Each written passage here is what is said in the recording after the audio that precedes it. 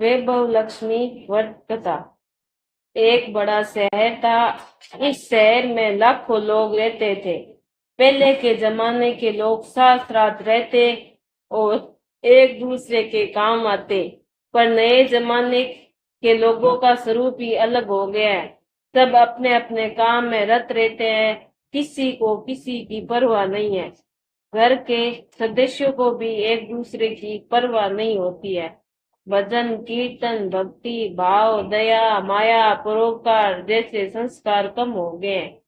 शहर में बुराइयां बढ़ गई है। शराब जुआ रस व्यभिचारी चोरी डकैती वगैरह बहुत से गुनाह शहर में होते हैं। कहावत है कि हजारों निराशाओं में एक अमर आशा छिपी है।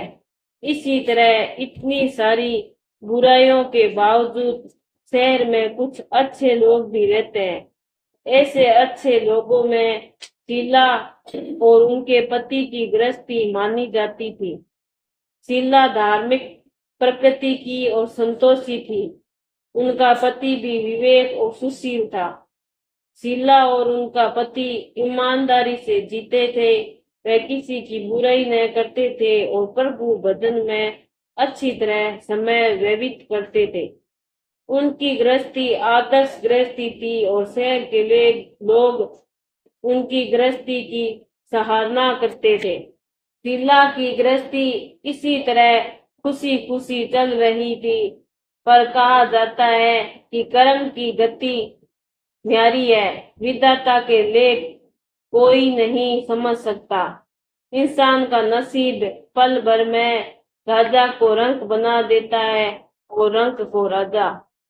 शीला के पति के अगले जन्म के कर्म भोगने बाकी रह गए होंगे कि वह बुरे लोगों से दोस्ती कर बैठा। वह जल्द से जल्द करोड़पति होने के ख्वाब देखने लगा। इसीलिए वह गलत रास्ते पर चढ़ गया और करोड़पति के बजाय रोड़पति बन गया। यानी रास्ते पर भटकते भिखारी जैसी उसकी हालत हो गई।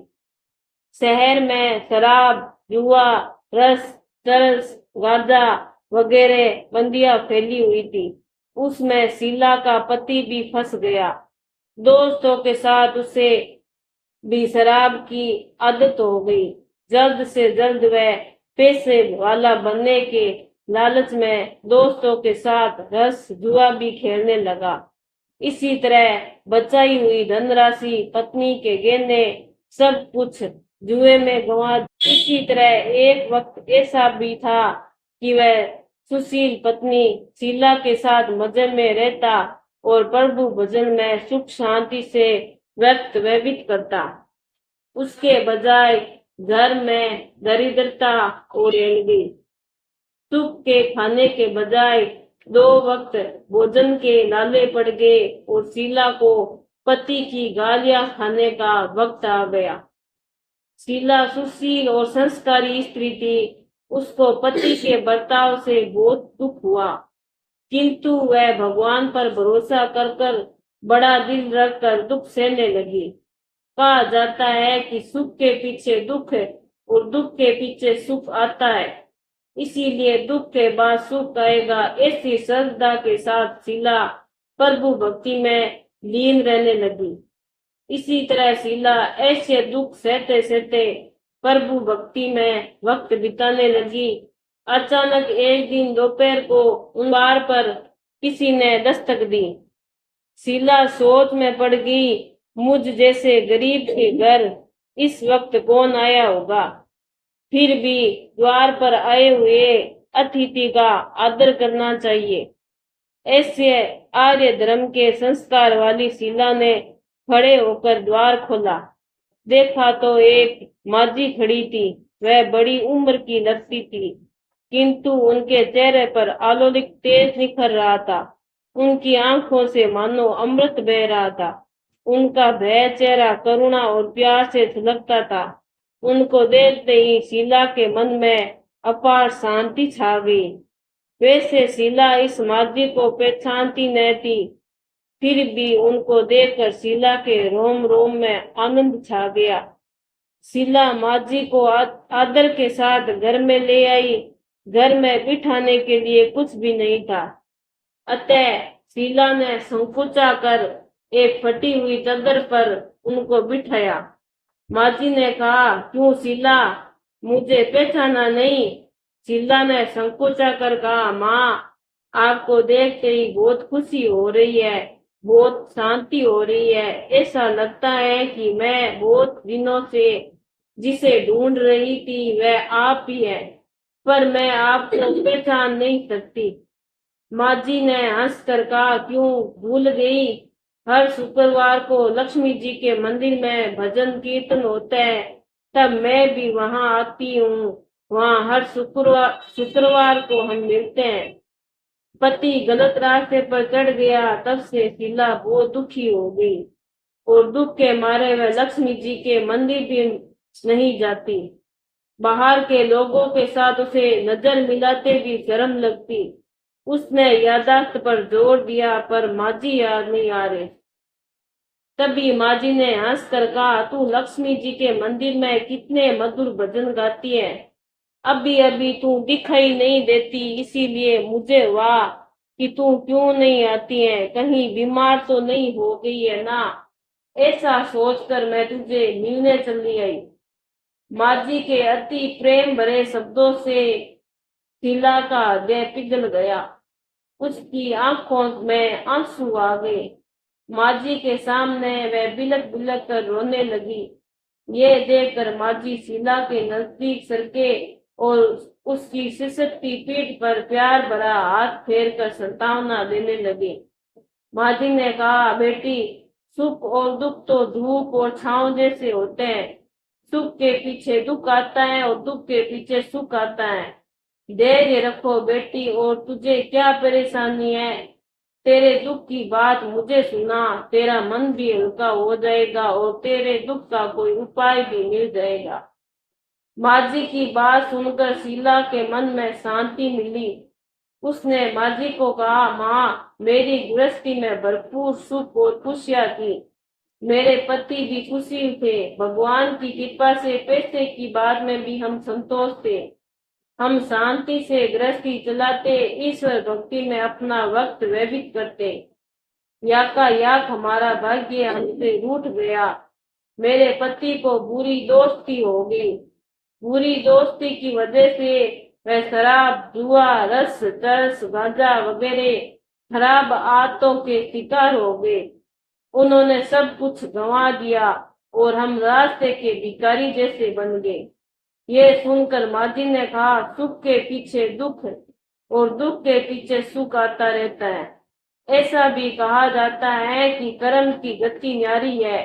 हर इंसान को अपने कर्म भुगतने ही पड़ते हैं। इसीलिए तू चिंता मत कर, अब तू कर्म भुगत चुकी है।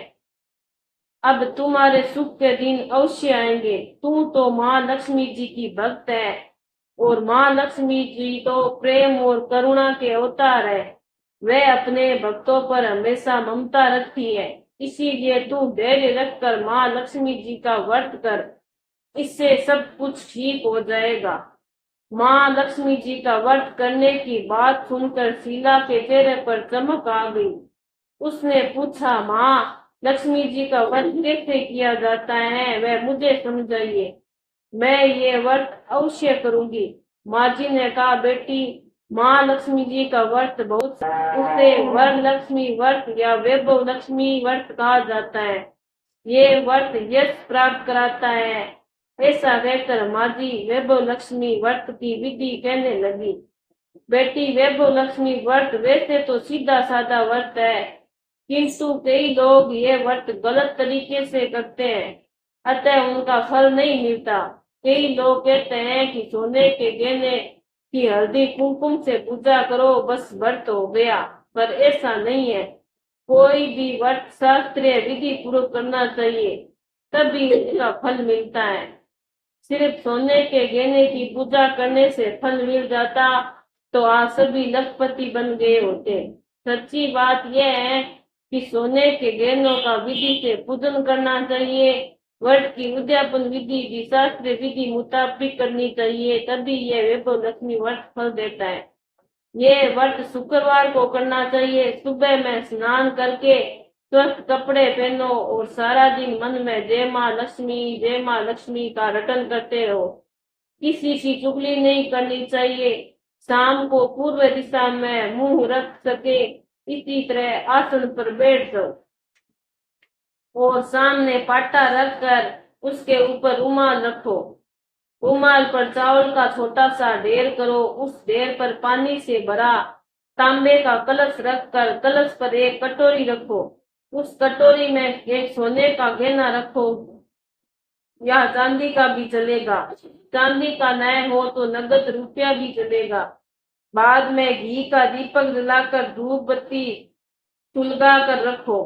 माँ लक्ष्मी जी के बहुत स्वरूप है और माँ लक्ष्मी जी को श्री यंत्र अति प्रिय है। ये वैभव लक्ष्मी में पूजन विधि करते वक्त सर्वप्रथम श्री यंत्र और लक्ष्मी जी के विविध स्वरूपों का सच्चे दिल से दर्शन करो। श्री यंत्र और माँ लक्ष्मी जी के विविध स्वरूपों की छवि दी गई है। उसके बाद लक्ष्मी स्तव का पाठ करो। बाद में कटोरी में रखे हुए गहने या रुपया हल्दी कुमकुम और चावल चढ़ाकर पूजा करो और लाल रंग का कोई फल या फूल चढ़ाओ। शाम को कोई भी मीठी चीज बनाकर उसका प्रसाद रखो। न हो सके तो शक्कर या गुड़ भी चढ़ सकेगा। फिर आरती करके 11 बार सच्चे हृदय से जय माँ लक्ष्मी बोलो। बाद में 11 या 21 शुक्रवार ये व्रत करने का दृढ़ संकल्प माँ के सामने करो और आपकी जो मनोकामनाएं है वह पूरी करने को माँ लक्ष्मी जी से विनती करो। फिर माँ का प्रसाद बांट दो और थोड़ा प्रसाद अपने लिए रख लो। अगर आप में शक्ति हो तो सारा दिन उपवास रखो और सिर्फ प्रसाद ग्रहण करते समय खाना खा लो। अगर थोड़ी भी शक्ति न हो तो 2 बार भोजन कर सकते हो। बाद में कटोरी में रखा गहना या रुपया ले लो। कलश का पानी तुलसी के क्यारे में डाल दो और चावल पक्षियों को डाल दो। इसी तरह शास्त्र विधि अनुसार व्रत करने से उसका फल अवश्य मिलता है। इस व्रत के प्रभाव से सब प्रकार की विपत्ति दूर होकर आदमी माला माल हो जाता है। संतान न हो तो उसे संतान प्राप्ति होती है। सौभाग्यशाली स्त्री का सौभाग्य अखंड रहता है। कुंवारी लड़की को मन भवन पति मिलता है। शीला ये सुनकर आनंदित हो गई। फिर पूछा, माँ आपने वैभव लक्ष्मी व्रत की जो शास्त्र विधि बताई थी वैसे मैं अवश्य करूंगी, किंतु इसकी उद्यापन विधि किस तरह करनी चाहिए यह भी कृपा करके मुझे सुनाइए। माँ जी ने कहा, 11 या 21 जो मन्नत माननी है इतने शुक्रवार ये वैभव लक्ष्मी व्रत पूरी श्रद्धा और भावना से करना चाहिए। व्रत के आखिरी शुक्रवार को जो शास्त्र विधि अनुसार उद्यापन विधि करनी चाहिए वह मैं तुझे बताती हूँ। आखिरी शुक्रवार को खीर या नवद रखो। पूजन की विधि हर शुक्रवार को करते हैं वैसे ही करनी चाहिए। पूजन विधि के बाद श्रीफल फोड़ो और कम से कम 7 कुंवारी या सौभाग्यशाली स्त्रियों को कुमकुम का तिलक करके साहित्य संगम की वैभव लक्ष्मी व्रत एक एक पुस्तक उपहार में देनी चाहिए और सबको खीर का प्रसाद देना चाहिए। फिर धन लक्ष्मी स्वरूप वैभव लक्ष्मी स्वरूप माँ लक्ष्मी जी की छवि को प्रणाम करे और माँ लक्ष्मी जी का ये स्वरूप वैभव देने वाला है। प्रणाम करके मन ही मन में भावुकता से माँ की प्रार्थना करते वक्त कहे कि हे माँ धन लक्ष्मी, हे माँ वैभव लक्ष्मी, मैंने सच्चे हृदय से आपका वैभव लक्ष्मी व्रत पूर्ण किया है। तो हे माँ हमारी जो मनोकामना है वह बोलो कि मनोकामना पूर्ण करो। हमारा सबका कल्याण की जैसे संतान है उसे संतान देना। सौभाग्यवशाली स्त्री का सौभाग्य अखंड रखना। कुंवारी लड़की को मन भावन पति देना। आपका ये चमत्कारी वैभव लक्ष्मी व्रत जो करे उनकी सब विपत्ति दूर करना, सबको सुखी रखना। हे माँ आपकी महिमा अपरंपार है। इसी तरह माँ की प्रार्थना करके माँ लक्ष्मी जी का धन लक्ष्मी स्वरूप को भाव से वंदन करो। माँ जी के पास से वैभव लक्ष्मी व्रत की शास्त्र विधि अनुसार सीधा भाव विभोर हुई थी। उसे लगा मानो सुख का रास्ता मिल गया है। उसने आंख बंद कर मन ही मन उसी क्षण संकल्प लिया कि हे वैभवलक्ष्मी माँ, मैं भी माँ जी के कहे मुताबिक श्रद्धा से शास्त्र विधि अनुसार वैभवलक्ष्मी व्रत 21 शुक्रवार तक करूंगी और व्रत की शास्त्रीय विधि अनुसार उद्यापन विधि करूंगी। शीला ने संकल्प करके आंख खोली तो सामने कोई नहीं था। वह विस्मित हो गई कि माँ जी कहाँ गए। ये माँ जी दूसरा कोई नहीं थे, साक्षात लक्ष्मी जी थे। शीला लक्ष्मी जी की भक्त थी, इसीलिए अपने भक्त को रास्ता दिखाने के लिए माँ लक्ष्मी देवी माँ जी का स्वरूप धारण करके शीला के पास आई थी। दूसरे दिन शुक्रवार था। सवेरे स्नान करके स्वच्छ कपड़े पहनकर शीला मन ही मन श्रद्धा से और पूरे भाव से जय माँ लक्ष्मी का रटन करने लगी। सारा दिन किसी की चुगली नहीं की। शाम हुई तब हाथ पांव मुंह धोकर शीला पूर्व दिशा में मुंह कर बैठी। घर में पहले सोने के बहुत से गहने थे, तो पति देव ने बस रास्ते पर चढ़कर सब गहने गिरवी रख दिए। पर नाक की चुन्नी बच गई। नाक की चुन्नी निकाल कर उसे धोकर शीला ने कटोरी में रख दी। सब्जी पाटे पर रुमाल रखकर मुट्ठी भर चावल का ढेर किया। उस पर तांबे का कलश पानी भर कर रखा। उसके ऊपर चुन्नी वाली कटोरी रखी। फिर माँ जी के कहे मुताबिक शास्त्र विधि अनुसार पूजन वगैरह किया और घर में थोड़ी शक्कर थी प्रसाद में रखकर देखो लक्ष्मी व्रत किया। ये प्रसाद पहले पति को खिलाया। प्रसाद खाते ही पति के स्वभाव में फर्क पड़ गया। उस दिन उसने शीला को मारा भी नहीं। शीला को बहुत आनंद हुआ। उनके मन में वैभवलक्ष्मी व्रत के लिए श्रद्धा बढ़ गई। शीला ने संपूर्ण श्रद्धा भक्ति से 21 शुक्रवार तक वैभवलक्ष्मी व्रत किया। 21वें शुक्रवार को माँ जी के कहे मुताबिक उद्यापन विधि कर के साथ स्त्रियों को वैभवलक्ष्मी व्रत की पुस्तकें साथ उपहार में दी। फिर माता जी के धन लक्ष्मी स्वरूप की छवि को वंदना करके भाव से मन ही मन में प्रार्थना करने लगी, हे माँ धन लक्ष्मी, मैंने आपका वैभवलक्ष्मी व्रत करने की जो मन्नत मांगी थी वह आज पूर्ण की। हे माँ, मेरी हर विपत्ति दूर करो, हमारा सबका कल्याण करो। जिसे संतान दे उसे संतान देना, सौभाग्यशाली स्त्री का सौभाग्य अखंड रखना, कुंवारी लड़की को मन भवन पति देना। आपका ये चमत्कारी वैभवलक्ष्मी व्रत करे, उनकी सब विपत्ति दूर करना, सबको खुशी रखना। हे माँ, आपकी महिमा अपरंपार है। ऐसा कहकर लक्ष्मी जी के धन लक्ष्मी स्वरूप की छवि को प्रणाम किया और इसी तरह शास्त्रीय विधि पूर्वक शीला ने श्रद्धा से व्रत किया और तुरंत ही उसे फल मिला। उसका पति गलत रास्ते पर चला गया था, वह अच्छा आदमी हो गया, कड़ी मेहनत करके व्यवसाय करने लगा और माँ लक्ष्मी जी के वैभवलक्ष्मी व्रत के प्रभाव से उसको ज्यादा मुनाफा होने लगा। उसने तुरंत ही शीला के गिरवी रखे गहने छुड़ा लिए। घर में धन की बाढ़ सी आ गई। घर में पहले जैसे सुख शांति छा गई।